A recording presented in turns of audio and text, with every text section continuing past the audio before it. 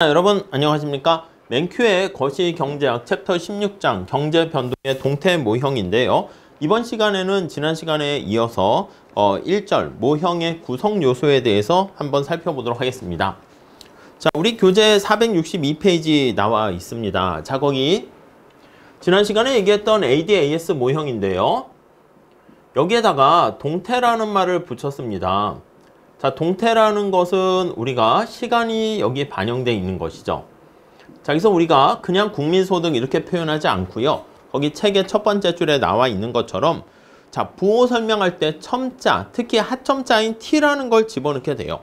자, 그래서 우리가 살펴볼 때 Y는 총생산량, 국민소득 이렇게 표현하는데 하첨자 T가 이렇게 들어가잖아요.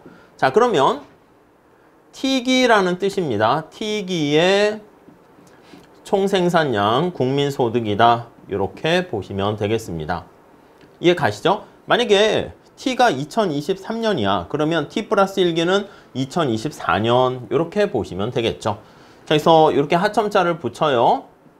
그리고 T 플러스 1기 이런 식으로. 자, 그러면 T기와 T 플러스 1기 이런 식으로 집어넣게 되면 자, 첫 번째 줄 볼까요? 네, 두 번째 줄 보시죠. 새로운 부호를 이렇게 사용하게 되면 시간의 흐름에 따라서 여기에 나와 있는 거시경제 변수가 어떻게 달라지는가 예, 그거를 우리가 살펴볼 수 있습니다. 그래서 이제 동적, 동태적 예, 그렇게 보시면 되겠죠. 자, 밑에 ADAS 동태 모형을 구성하는 5개 방정식을 보는데요. 첫 번째는 생산량과 관련한 재화 용역에 대한 수요의 그거를 살펴보도록 하겠습니다. 자, 거기 식이 나와 있는데요. T기의 국민소득에다가요. 자, 근데 이제 발을 붙이게 되면 완전고용 국민소득 이렇게 얘기를 할 거고요. 마이너스 알파 그 다음에 R 이자율인데 여기도 T기가 있고 뭔가 로라는 어떤 뭐 이상한 값을 집어넣었어요. 그리고 오차항을 나타나는 입실론에다가도 이렇게 T 해가지고 집어넣습니다. 자, 요거 가지고 우리가 얘기를 할 거예요. 자, 이게 생산량과 관련한 거야. 그래서 이 생산량, T기의 생산량이 어떻게 변화하는가? 네, 그거를 살펴볼 겁니다. 자, 구체적으로 좀 볼까요? 자, 우선 첫 번째. 자, 얘는 T기에 거기 보시면 재화 용역의 총 생산량이고요. 얘는 자연 산출량 수준입니다. 그래서 얘는 완전 고용하에서 자연 산출량 수준이다. 네, 이렇게 보시면 될 것 같고요. 오케이. 자, 그 다음에 요 R은 실질 이자율을 나타내는 겁니다. 실질 이자율. T기의 실질 이자율이죠. 네, 이렇게 쓰고요. 그 다음에 여기는 무작위적인 T기의 어떤 수요 충격 이렇게 보시면 되겠습니다. 랜덤하다는 거죠. 무작위적인 수요 충격 이렇게 되어 있어요. 그러니까 이 끝에 제목이 어떻게 되어 있습니까? 여기요. 수요라고 되어 있잖아요. 수요. 생산물과 재화 용역에 대한 수요 이렇게 되어 있습니다. 자, 알파와 여기 로 나와 있는 것은 0보다 큰 모수 이렇게 표현을 하고 있어요. 자, 본질적으로 이게 바로 IS 곡선하고 유사하다라는 것을 느끼셔야 됩니다. 여러분들께서는 이해하시죠? 왜냐하면 여러분 IS 곡선과 유사한 이유는요. IS라는 것은 이자율과 국민소득과의 관계를 나타내는 거잖아. 여기도 이자율과 국민소득과의 관계를 나타내니까 이게 바로 IS 곡선식이다 라고 보시면 되겠습니다. 자, 이게 이제 첫 번째 나와 있는 건데요. 자, 의미를 조금 더 살펴보도록 하겠습니다. 자, 첫 번째 항인 자연 산출량 요거 의미하는 바는 재화 용역에 대한 수요가 해당 경제 자연 산출량 수준에 따라서 증가된다. 그러니까 자연 산출량이 올라가면 여기에 대한 T기의 국민소득 생산량도 증가한다라는 거 알 수 있겠죠. 여기서 뭐 이거는 그대로 그냥 보시면 되겠고요.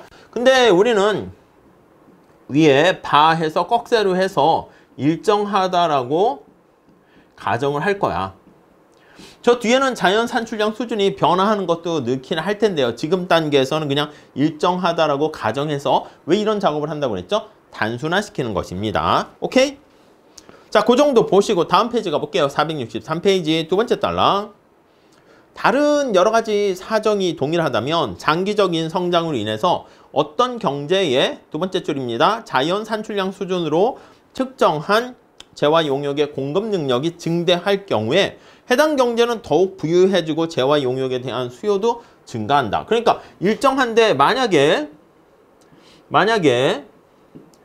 나중에 하겠지만 얘가 자연 산출량 수준이 얘가 증가하면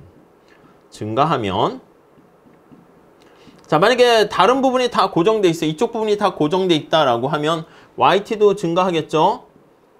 얘도 증가하니까 결국 생산도 많아지게 되고 얘 삶이 부유해지는 거야. 오케이? 뭐 당연한 얘기인데 한번 체크했고요. 자, 여기서 부유해진다라는 YT가 증가한다는 것은 요게 제목에도 나와 있듯이 재화 용역에 대한 수요가 증가한다. 그렇게 보시면 되겠습니다. 다음 두 번째 봅시다. 또 두 번째 항은 실질 이자율과 재화 용역에 따른 YT 사이에 존재하는 관계를 알 수 있어요. 실질 이자율 요게 변화하게 되면 자, 그때 여기 알파라는 만큼의 이제 가중치를 두게 되는 건데 여기서 보면 T기의 R이 상승했다라고 한번 생각해 볼게요. 자, 우리 두 번째 줄 볼까요? 아니, 그러면 돈을 빌리는데 차입하는데 비용이 더 많아지게 되고 여기서 이제 돈이라고 화폐라기보다는 자금이라고 봐야 되겠죠? 저축을 할 때 보상이 커집니다. 자, 그렇기 때문에 투자가 줄어들고 저축이 증가하는 것이죠. 저축이 증가하고 투자는 위축됩니다. 오케이? 자, 그렇게 되니까 이게 어떻게 된다? 두 가지 효과에 의해서 수요를 축소하게 된다. 이렇게 보시면 되겠어요. 자, 이런 과정을 통해서 여기 나와 있는 것처럼 YT는 하락하게 되는 거 알 수가 있겠습니다. 자, 얘가 하락을 하게 되는데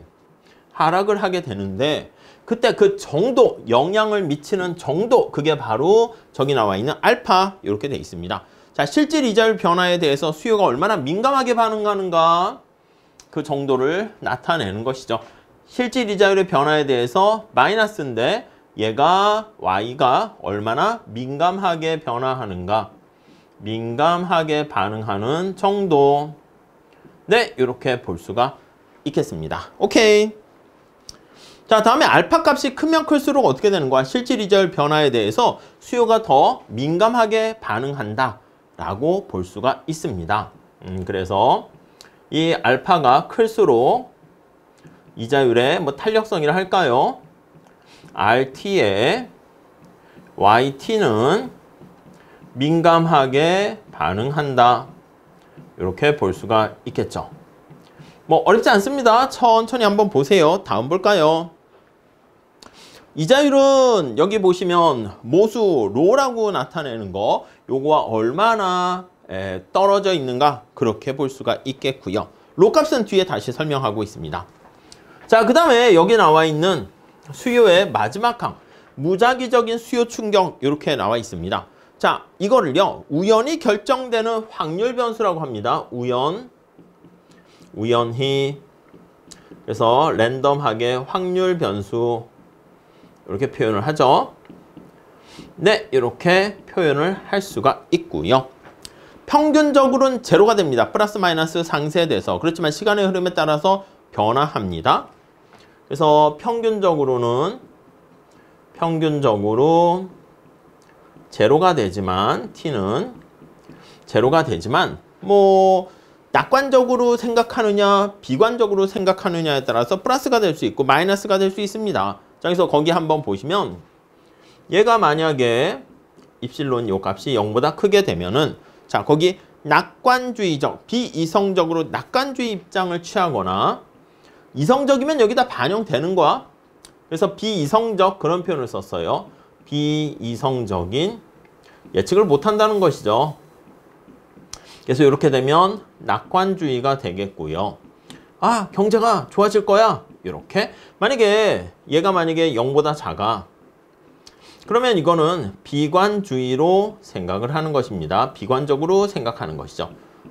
이렇게요. 케인즈가 애니멀 스피릿 이렇게 얘기했잖아. 그래서 요거는 낙관적이다, 비관적이다 이런 얘기가 비이성적인 요 표현, 요 얘기가 케인즈의 존 메이나드 케인즈의 애니멀 스피릿 그거를 반영한 거죠. 야성적 충동이라 할까요? 애니멀 스피릿을 반영했다. 이렇게 보시면 되겠습니다. 오케이. 이렇게 봐주시고요.